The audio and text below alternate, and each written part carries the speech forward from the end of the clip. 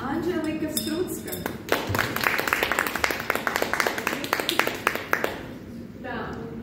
Vai ir vēl kāds mākslinieks šeit šodien, kuros nenosauc? Šķiet, ka nē.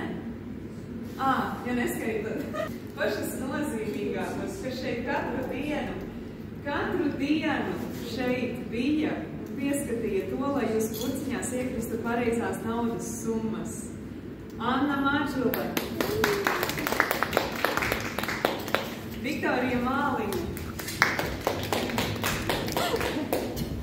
protams, te palika viņas puciņi. Tas jau nodokļos aizņēma. Vārds. Rekur.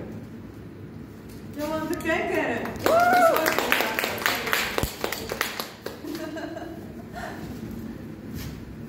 Paldies jums visiem tiešām par dalību. Un tagad neformālā daļa.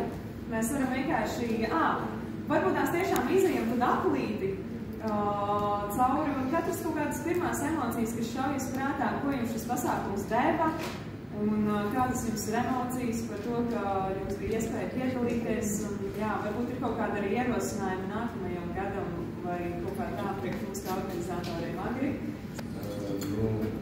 Protams, deva iespēju arī tikai pilnvarot, ka jāsāk uzvar, varbūt svarīgāk arī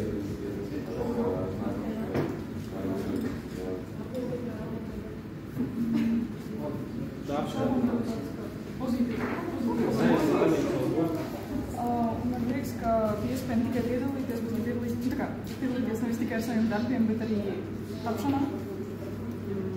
Jā, paldies jums par to milzīgas. Man patika šis tā kā mākslinieku vaigiņš, kāda šeit bija atmosfēra, kā arī viss izkārtots. Un es saņēmu vienu tādu komentāru, ka mēs mākslinieki pārāk lētu novērtējam savu darbu. Un bija daži cilvēki, kas bija gatavi atdot pat ļoti daudz naudas priekš mums, lai palīdzētu mums. Tagad es mazliet